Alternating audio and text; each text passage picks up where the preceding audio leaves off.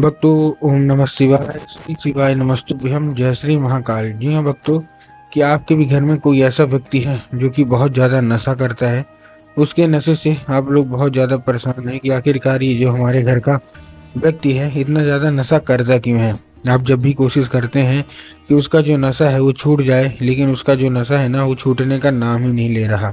आपने बहुत ज़्यादा प्रयास कर लिया कि उसका नशा छूटे छूटे छूटे, लेकिन फिर भी उसका जो नशा है ना वो नहीं छूट पा रहा। तो ऐसे में कौन सा उपाय करें, आज की इस वीडियो के माध्यम से हम आपको बताने वाले हैं। तो एक एक चीज़ ध्यान से सुन के अच्छे तरीके से आपको करना है, और अगर आपने अच्छे तरीके से कर लिया तो अवश्य रूप से आपके घर का जो कोई भी व्यक्ति है जो कि नशा नहीं छोड़ पा रहा ना, अवश्य रूप से उसका जो नशा है वो छूटेगा ही छूटेगा। क्या करना है, कैसे करना है, पूरा आपको बताने वाला हूँ और अच्छे तरीके से आपको समझाने वाला हूँ।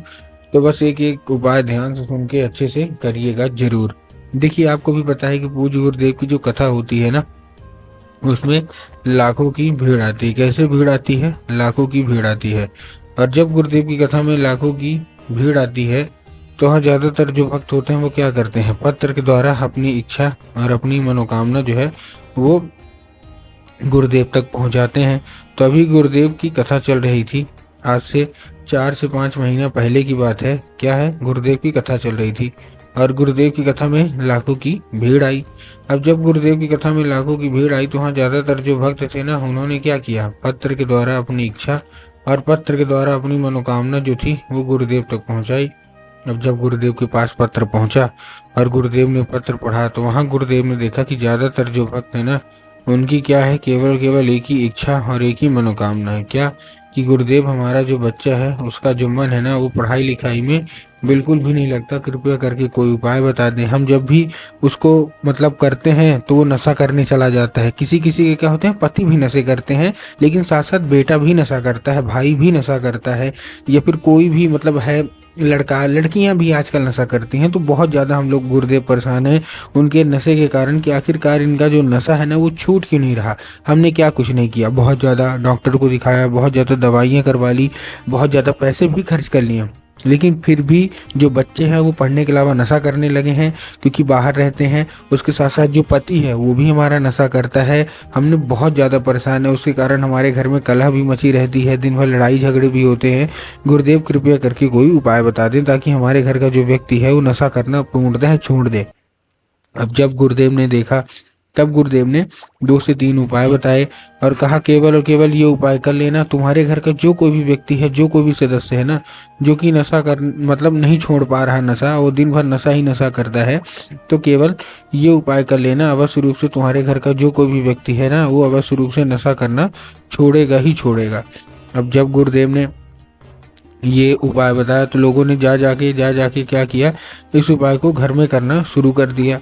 अब जैसे ही लोगों ने जा जाके इस उपाय को घर में करना शुरू कर दिया, वही लोग गुरुदेव की कथा में मात्र 1 से 1.5 महीने के बाद वापस आए। अब जब वही लोग गुरुदेव की कथा में वापस आए तो उन्होंने क्या किया, फिर से एक बार गुरुदेव को पत्र लिखा। लेकिन ये वाला जो पत्र था ना, ये गुरुदेव को धन्यवाद के रूप में पत्र था कि गुरुदेव धन्य हो आपका, आपके द्वारा बताया गया उपाय हमने किया है, हमारी सारी इच्छा सारी मनोकामना जो है ना वो पूरी हो गई है। आपका कोटि कोटि धन्यवाद कि केवल और केवल आपके द्वारा बताए गए उपाय के कारण ही हुआ है, हमारा जो बच्चा है ना वो पढ़ने लगा है। आपका कोटि कोटि धन्यवाद। और जो व्यक्ति नशा करता था ना वो नशा करना भी छोड़ दिया है अपने आप, नशा बिल्कुल जो है ना जड़ से खत्म हो गया है। गुरुदेव आपका कोटि कोटि धन्यवाद। तो देखिए, जो लोग भी मेरी आवाज़ अभी सुन रहे हैं ना, अगर आपको भी जानना है कि आखिर ऐसा कौन सा उपाय है जिसको करने मात्र से जो नशा है वो अवश्य रूप से छूट जाता है और जो व्यक्ति नशा करता है वो पूर्णतः नशा छोड़ देता है, तो चलिए हम बताते हैं आपको आज की इस वीडियो के माध्यम से कि आपको करना क्या है। तो बस उपाय ध्यान से सुन के अच्छे से करिएगा जरूर। और अगर आपने आज का ये उपाय ध्यान से सुन के अच्छे से किया तो अवश्य रूप से उस व्यक्ति का जो नशा है ना वो हमेशा हमेशा के लिए छूटेगा ही छूटेगा। क्या करना है, कैसे करना है, पूरा का पूरा आपको समझाने वाला हूँ, अच्छे तरीके से आपको बताने वाला हूँ। तो एक एक उपाय ध्यान से सुन के अच्छे से करिएगा जरूर। लेकिन उसके पहले चैनल पे अगर पहली बार आए हैं और आवाज़ मेरी पहली बार सुन रहे हैं तो वीडियो कर दें लाइक और चैनल को भी कर लें सब्सक्राइब, ताकि पूजनीय पंडित प्रदीप जी मिश्रा के रोज नए नए उपाय जो कि मैं उनकी कथा से सुनता हूँ, श्रवण करता हूँ, सबसे पहले मैं आपको प्राप्त करा सकूँ। ठीक, तो देखिए, जो हमारा सबसे पहला उपाय है, इस उपाय में आपको करना क्या है। जो हमारा सबसे पहला उपाय है, इस उपाय में आपको सिंपल सा लेना क्या है, आपको लेना है केवल और केवल आपको लेना है 3 काली मिर्च और 1 धतूरा। क्या लेना है? 3 काली मिर्च और 1 धतूरा लेना है। अब देखिए, काली मिर्च और काली तिल में ना बहुत सारे लोग कंफ्यूज होते हैं कि काली मिर्च क्या है, काली तिल क्या है, हमको थोड़ा साफ साफ बताओ। तब गुरुदेव ने साफ साफ बताया है कि आप जिस भी शिव मंदिर जा रहे हैं उसमें आपको क्या लेना है, आपको केवल और केवल जो है ना वो काली मिर्च ही लेना है। ठीक, ले लिया। अब काली मिर्च के साथ साथ आपको क्या चाहिए, आपको चाहिए 1 धतूरा। ठीक, धतूरा भी आपने ले लिया। अब धतूरा लेने के बाद आपको करना क्या है, जैसे आपने धतूरा लिया, धतूरा लेने के बाद आपको चुपचाप और क्या चाहिए, आपको चाहिए 3 काली मिर्च। ठीक, 3 काली मिर्च भी ले लिया। अब 3 काली मिर्च के साथ साथ आपको और क्या चाहिए, देखिए जैसे आपने 3 काली मिर्च लिया, 1 धतूरा लिया, ये लेके आपको पहुंच जाना है कहाँ, सीधा सीधा शिव मंदिर। और किसके हाथ से भिजवाना है, जो व्यक्ति घर का जो नशा करता है उसी के हाथ से भिजवाना है। ठीक, इस चीज का आपको ध्यान रखना है। ठीक, तो भिजवा दिए।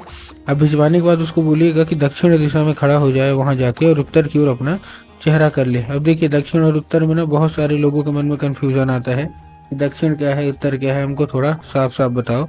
तब गुरुदेव ने साफ साफ बताया है कि आप जिस भी शिव मंदिर जा रहे हो ना, उस शिव मंदिर का जिधर साइड जलाधारी होगा, आपको अपना चेहरा उधर साइड करके खड़े हो जाना है। ठीक, खड़े हो गए। अब खड़े होने के बाद आपको एक नाम लेके, कौन सा, महादेव का बहुत ही सुंदर सा नाम है, श्रम्भेश्वर महादेव। तो आपको करना क्या है, आपको श्रम्भेश्वर महादेव का नाम लेके और उन्हीं का स्मरण करके आपको चुपचाप से क्या कर देना है, अर्पित कर देना है बस।